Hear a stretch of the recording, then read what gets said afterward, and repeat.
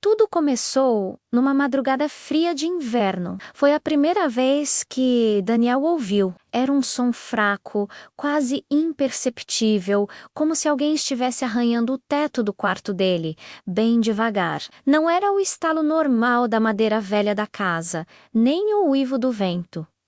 Era um barulho diferente, ritmado a metódico ANRAMP, A-M-P, como se unhas compridas estivessem puxando lentamente o gesso.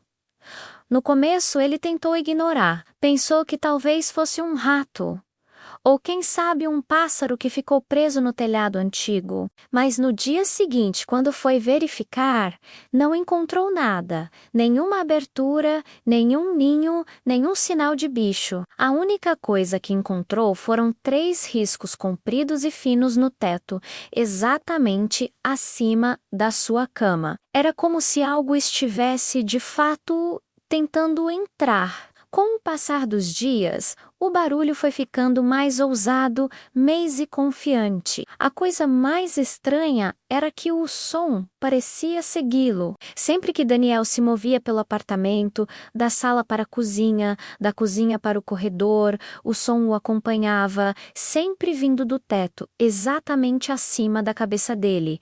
Ramp, a criatura parecia saber cada passo que ele dava, uma precisão que o deixava profundamente inquieto. Cansado daquela perseguição sonora, ele decidiu chamar um profissional para verificar o forro. Um técnico chegou, montou a escada, abriu a pequena tampa que dava acesso ao vão do telhado e enfiou a cabeça lá dentro. E então ficou completamente parado, olhando para o escuro.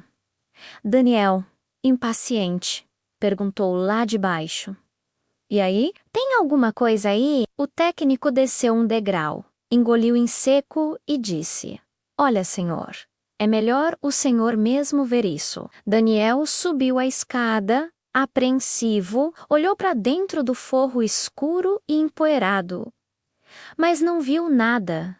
Nenhum animal, nenhum ninho. A única coisa que viu foram arranhões por toda parte. Mas não eram arranhões retos. Eram circulars, como se algo estivesse rastejando em círculos, sem parar. O técnico, com a voz baixa, murmurou: Isso não é bicho. Rato não faz um negócio desses. Naquela mesma noite, Daniel decidiu tentar gravar o som. Ele se levantou para pegar seu gravador e, assim que seus pés tocaram o chão, o barulho começou atrás dele, no teto, e foi acelerando. À medida que ele se aproximava da cama, ramp, como se a criatura estivesse correndo pelo forro, numa perseguição frenética. Mas no exato instante em que ele parou ao lado da cama, o som parou também. Silêncio absoluto. Foi na terceira madrugada que ele percebeu algo ainda mais perturbador. A criatura só fazia barulho quando ele estava sozinho. Se um amigo aparecia para uma visita ou se a vizinha batia na porta,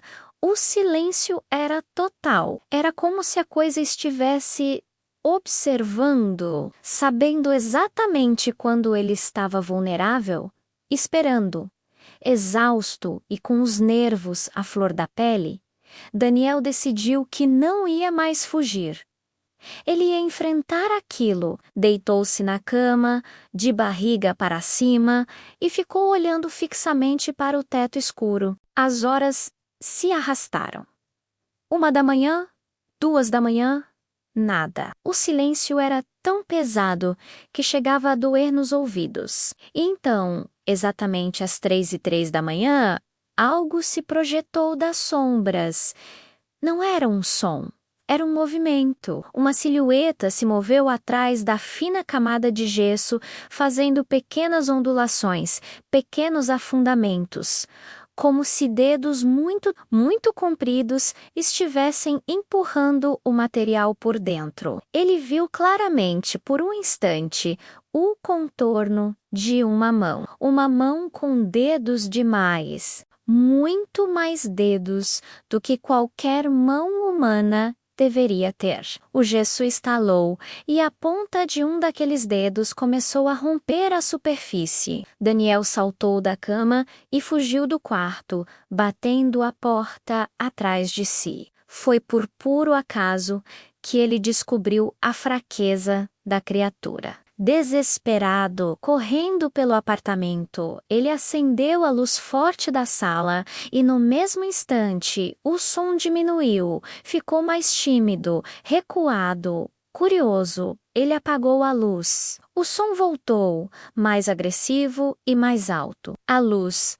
A criatura não gostava de luz. Isso o levou a uma nova rotina.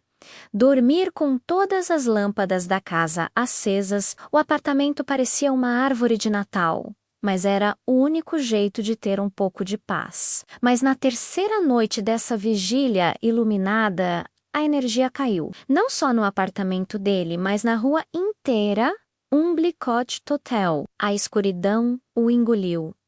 E no teto, ele ouviu algo se arrastando muito rápido, muito mais rápido do que antes. Ramp, ramp, ramp, ramp. O som parou violentamente, bem acima da porta do quarto. Ele se jogou no chão, pegando a lanterna do celular com as mãos trêmulas. Quando acendeu, o feixe de luz revelou uma rachadura nova no teto, longa e fresca, que não estava ali antes. Era como se a criatura tivesse se reposicionado com uma velocidade absurda no momento em que a escuridão caiu. Dias se passaram.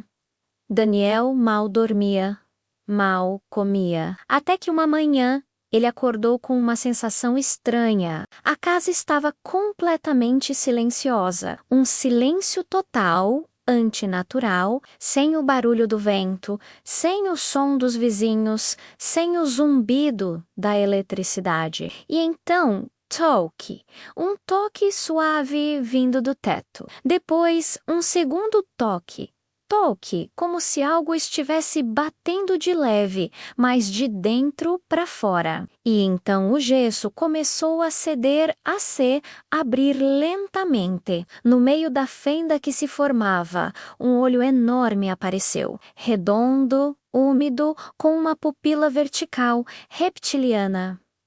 O olho piscou lentamente e olhou diretamente para Daniel. Em pânico, Daniel correu para fora do apartamento. Desceu as escadas do prédio aos tropeços, mas o som o seguiu, vindo dos tetos do corredor a cada andar que ele passava. Ramp, ramp, ramp.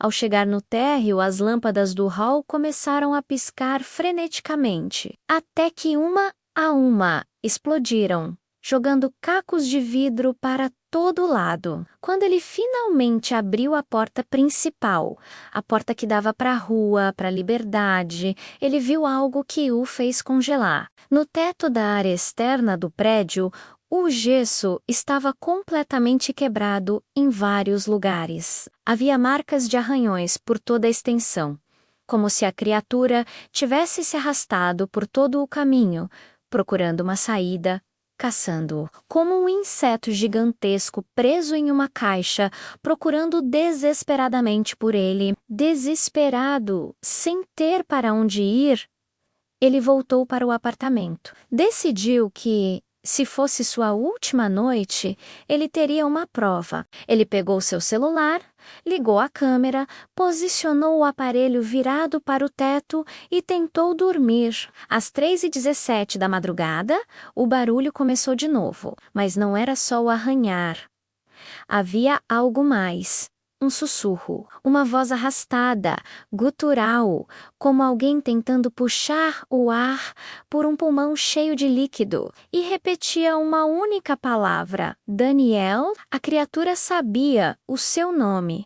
A gravação capturou o que aconteceu em seguida: o teto se abrindo devagar, sem barulho, e a criatura descendo. Primeiro os dedos compridos, depois os braços longos e finos demais para serem de qualquer coisa conhecida. O corpo arqueado, se movendo como um animal deformado, e o rosto não tinha lábios. A mandíbula se abria para os lados, como a de um inseto, ela caiu no chão com um impacto úmido e surdo.